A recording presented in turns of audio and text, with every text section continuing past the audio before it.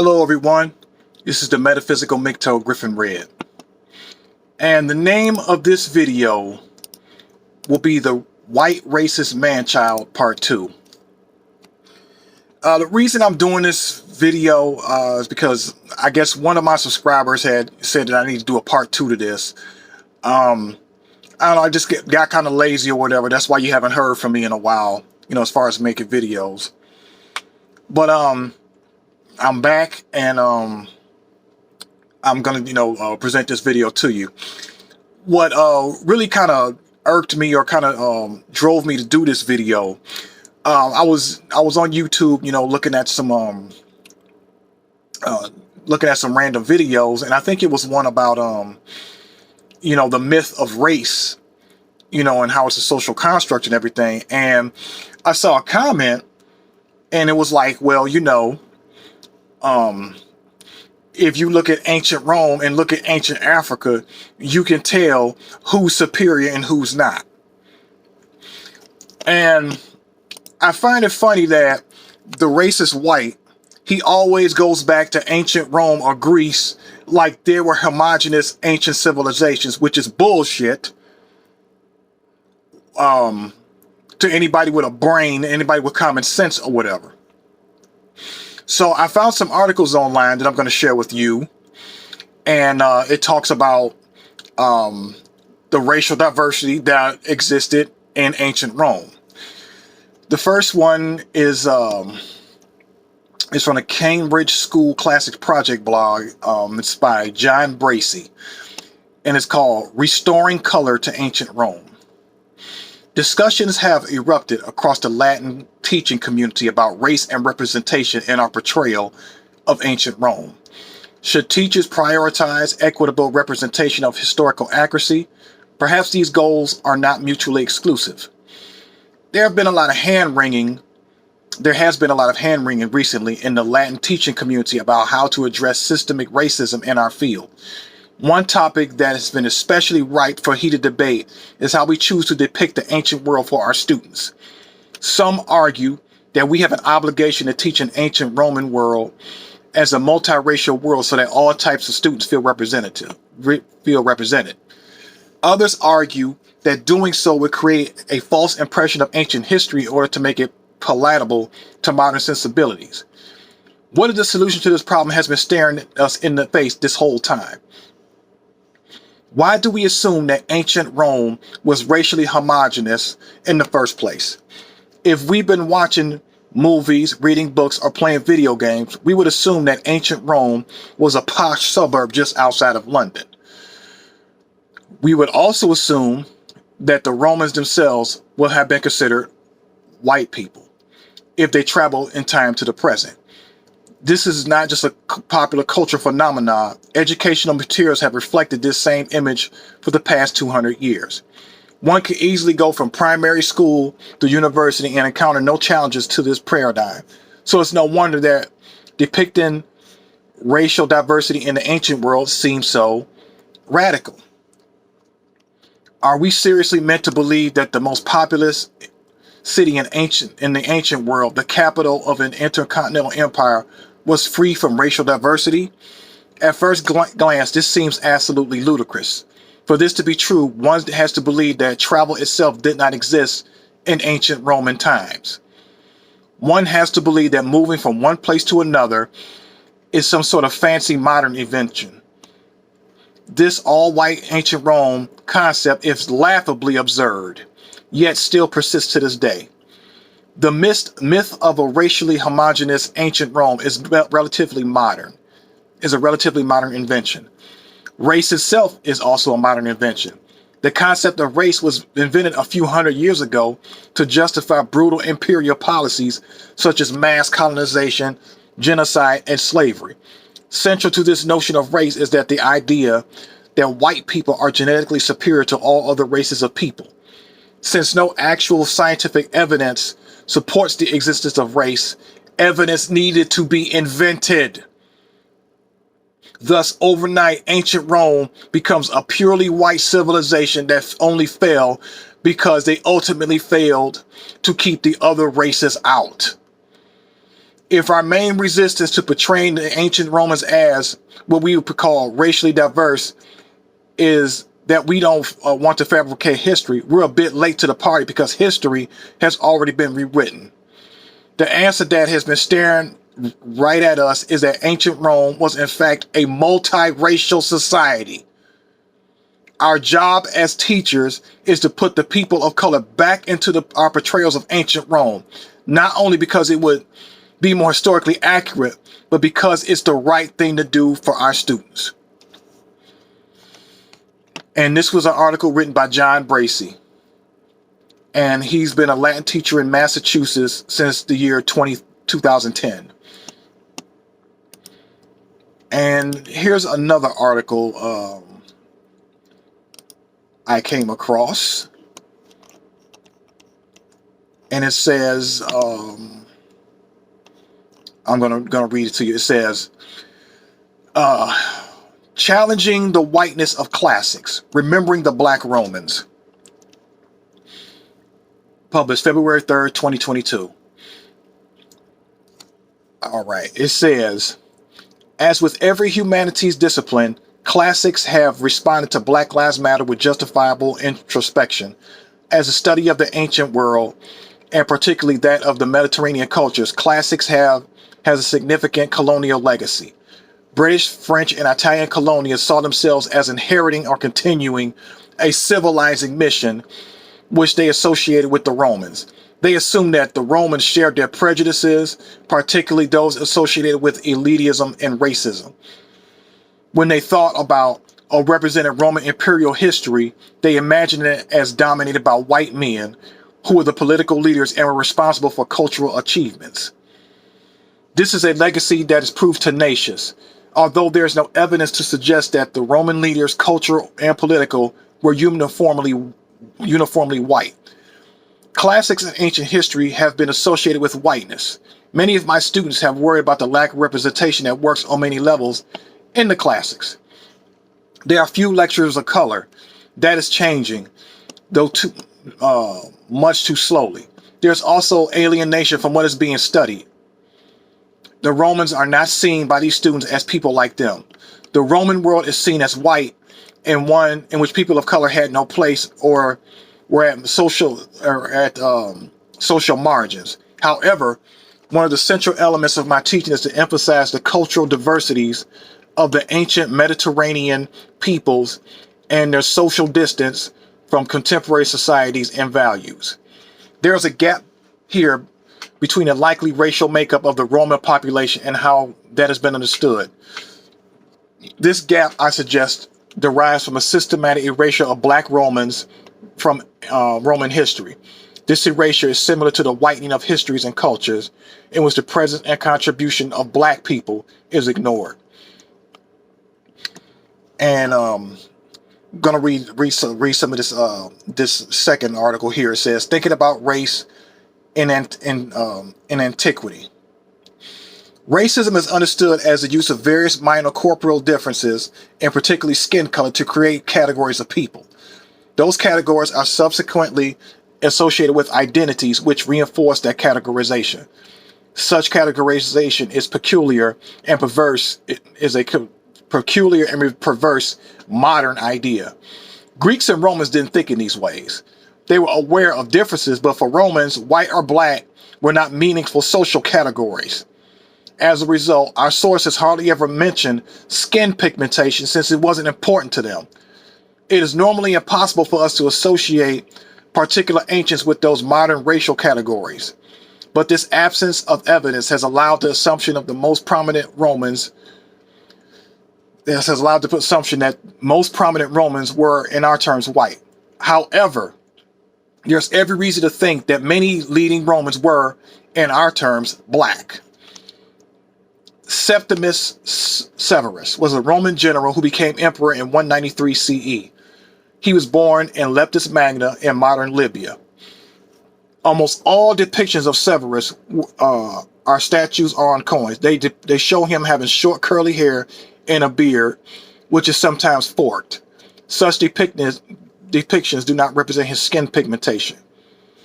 But unusually, we have a painting of Severus the Severin Tondo in the Alts Museum in Berlin. The Tondo shows Severus, Julia, Domna, his wife, and their children, the future emperor Caracalla and Gita. Gita's face was obscured after his murder by Caracalla. The grain Severus clearly has dark skin. Painted depictions of emperors circulated widely, partly through the military and partly through imperial cult.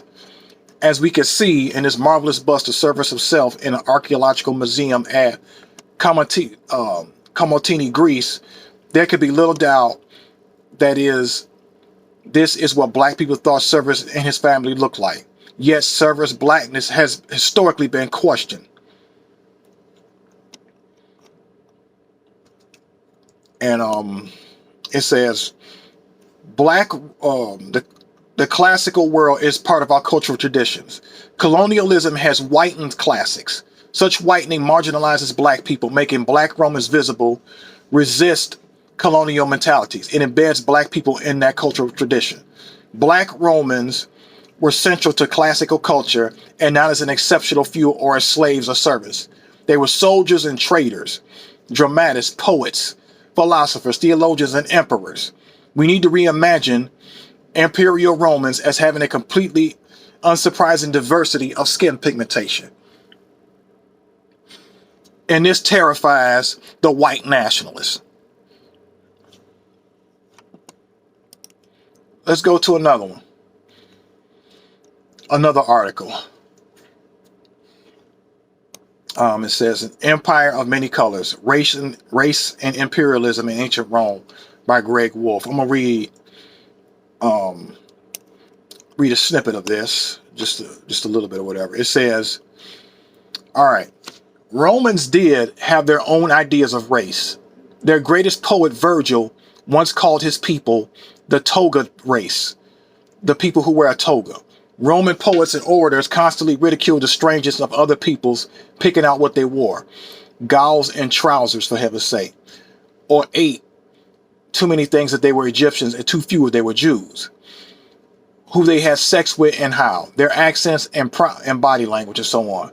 Those senators of a provincial and servile origin had to learn the proper way to behave and speak, at least in public and in Rome. But these attacks did not single out skin color, nor the kind of hair people had, nor the shape of their features, nor their height, nor their physiological signs that mean so much and too much to us. Greeks and Romans knew that kind of difference, of course. Scientific writers wonder if Ethiopians had darker skin because they lived closer to the arid zones of the world, but that did not make them less human in their eyes. On the contrary, the Ethiopians and their more imaginary northern counterparts, the Hyperboreans, were actually treated with some awe in classical texts. Homer's Iliad begins with the gods dining as the guests of the Ethiopians, and their king Memnon was one of the Trojans' most powerful allies. There are not many historical societies that we would consider egalitarian. Rome is certainly not one of them. The case of Rome shows how arbitrary are the differences on which racist regimes are found. Prejudice, cruelty, and discrimination were all central to Roman rule.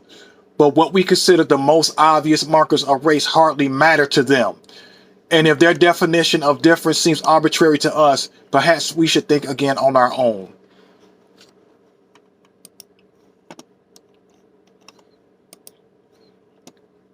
Okay, and I'm going to read a little bit from this, What Was Race in Ancient Rome?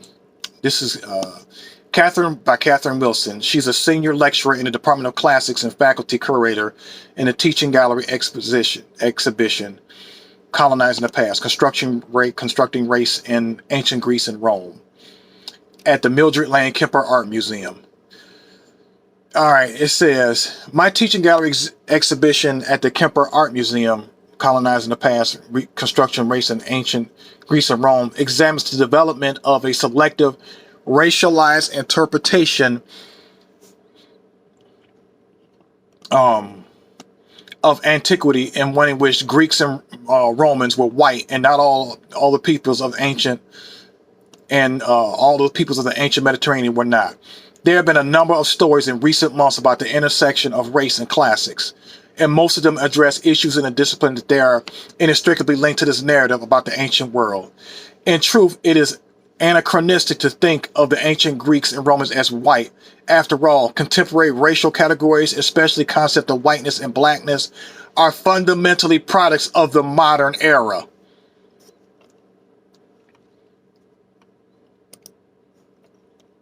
And this is an article I found, and it is written by let's see here. All right.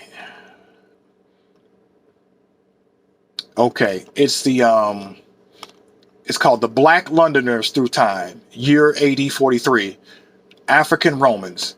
Did you know that the Romans built Londonium, the city where London now stands? Roman skeletons prove that African people have been living in Britain for at least 2,000 years. In AD 40, Londonium. In AD 43, the Romans invaded Britain and built this city on the banks of the River Thames. It was Roman Britain's largest city and international port. Londonium was a diverse city. People traveled here from all corners of the Roman Empire. Goods like olive oil, spices, pottery, glassware, and cloth moved from country to country as people from different lands traveled and traded with each other. Many goods are imported into Britain today. Do you know where your food is grown or where your clothing comes from? And it's got a map, and it shows the height of the Roman Empire in 120 AD. The emperor born in Africa. The Roman Empire included parts of North Africa. Some people from countries as we know as Egypt, Tunisia, Algeria, and Morocco were Roman citizens. Septimus Severus, the Roman emperor who ruled from AD 193 to 211, was an African man. He was born in North Africa in a place called Libya. This round painting called a tondo shows Septimus Severus with his second wife and children. Septimus Severus' son Caracalla went on to succeed him as emperor. The Aurelian Moors. A stone inscription found in Cumbria shows that in the 3rd century AD, a legion of Roman soldiers from North Africa was stationed in Britain. The Aurelian Moors were named as Emperor Marcus Aurelius. The word Moors tells us that they were from Mauritania, present-day Morocco and Algeria. They were stationed along Hadrian's Wall, probably between AD 253 and 258, based at the fortress of Albalava. They defended the Roman Empire's northern border. The Aurelian Moors are the first recorded African community living in Britain. It is likely that they settled and had families in Britain. And a stone bearing the name of the Aurelian Moors was founded in 1934. How might this discovery have changed people's ideas about Roman Britain? Just like our coins today, Roman coins also featured a portrait of the current ruler. This coin shows Emperor Marcus Aurelius. Clues to the past. Archaeologists study what they find in the ground, even human skeletons, to discover more about people in the past. By studying their skeletons and the chemicals in their teeth and bones, we are able to shed light on the Roman Londoners, on where they spent their early childhood, their heritage, and how they lived and what they ate. A recent study in a cemetery in Southwark revealed the remains of several adults of black African descent who seem to have traveled from the southern Mediterranean. So, regardless of what this, contrary to the white supremacist ideology, black people were everywhere. So-called black people. And this other article talks about the 4 Roman emperors born in Africa by Ross Dix Peak.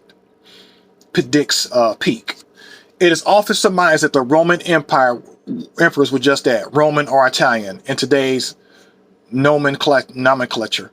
But this is erroneous, as quite a few of the emperors were actually born in the colonies. Hispania, modern-day Spain, Gaul, modern-day France, Syria, Pannonia, modern-day Hungary, Serbia, Croatia, and Bosnia and Herzegovina, Dalmatian, Pannonia, modern-day Slovenia, Austria, and West Hungary, Moesia, modern-day Serbia, North Bulgaria, and Romania, Dacia, modern-day Balkans and the parts of Romania, Thracia, parts of modern-day Bulgaria, northeastern Greece, and Turkey, and of course Africa. The four African emperors were Septimus Severus, Clodius Albinus, Marcus Macrinus, and Aemilianus. Lucius Septimus Severus. It says Severus was born near Leptis Magna in Africa, modern-day Libya, and came from a wealthy, distinguished family. His ancestry was of mixed origin, and his mother was originally of Roman ancestry, and his father was of Berber or Punic origin. Severus rose to be the consul in 190 AD and a commander of the army in Pannonia and Illyria. Following the murder of Pertinax in 193 AD, Severus was proclaimed emperor and then marched his army upon Rome, defeating his two rivals, which was Clodius Albinus, also African by birth, and capturing Byzantium. Severus then embarked on a campaign in the extreme north of Britain in order to shield the south of Britain from the Maetae and Caledonians. He repaired Hadrian's Wall, but died soon thereafter at Eboracum, which is modern-day York.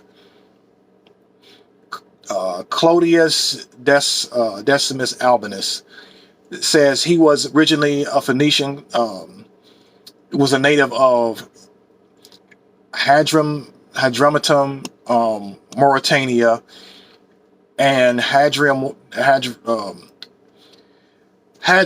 was originally a Phoenician colony that predated Carthage and stood on the site of modern-day Sousse in Tunisia. He apparently received the name of Albinus because of his extremely pallid complexion. A natural soldier, he joined the army in an early age and served with distinction, an example being his endeavors during the rebellion of Avitus Cassius against the Emperor Marcus Aurelius. The end, however, was nigh for the two armed. Let's see. Okay. Bear with me here for a minute. Albinus was subsequently given commands in Gallia, Belgica, and in Britain. The situation followed the murders of the Emperor Commodus and his successor Pertinax, which as far as was stable, and various men proclaimed emperor, Albinus being one of those men, having been proclaimed thus by the troops in Illyricum and Pannonia. The problem was that Roman soldiers also proclaimed Praesenius Niger and Septimus Severus emperors. Naturally, civil war followed, and Albinus initially allied himself with Septimus Severus, accepting the title of Caesar from him, and the two sharing a consulship in 194. In time, Severus resolved to make himself ruler of Rome, and Albinus sought naturally to obviate such an outcome. The end was, however, nigh, and the two armies of Albinus and Severus, both African-born, met at the Battle of Lugdunum, Lugdunum, and after a hard-fought and bloody battle, Albinus was defeated and apparently killed himself or may have been executed on the orders of Severus. Marcus Aurelius, born in Caesarea in the Roman province of Mauritania to a middle-class family. He received a sound education. He later earned a reputation as a skilled lawyer and became noted bureaucrat under Septimus Severus. And let's see. It says that he had all right. However, it says his star continued to rise. Severus' successor, Caracalla, appointing him as prefect of the Praetorian Guard. However, rumor began to circulate where it was stated that Macrinus wished to usurp the role of the emperor himself and unseat Caracalla.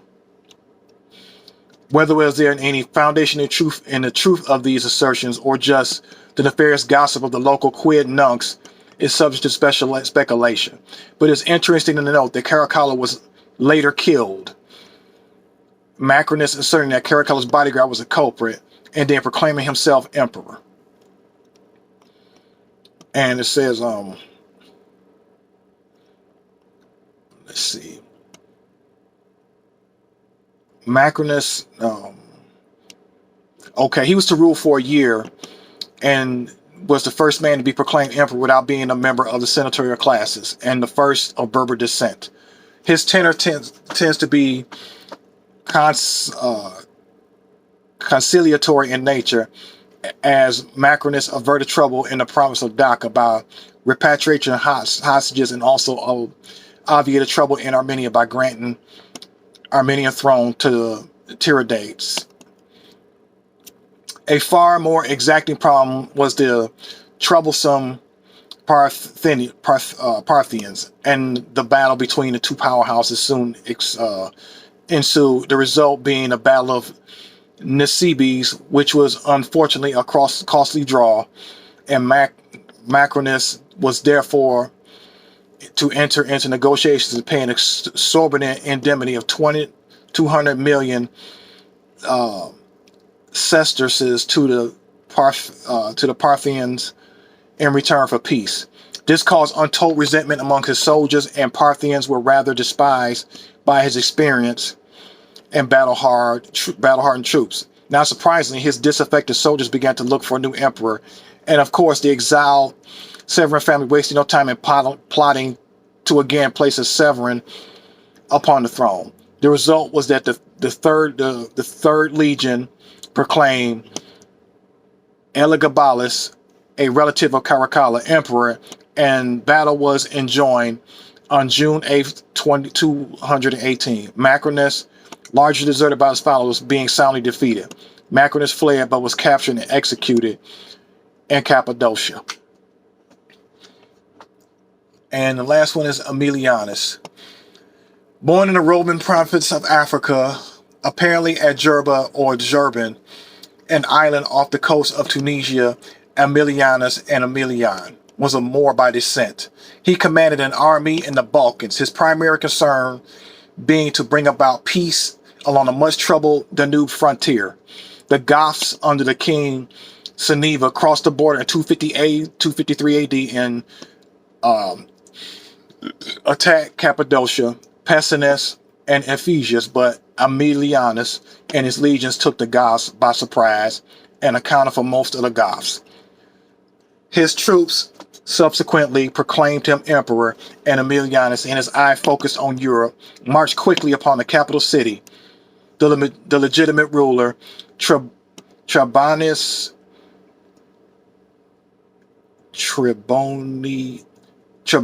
Gallus, fled and was later killed by his own guards. Aemilianus was then proclaimed emperor by the Senate.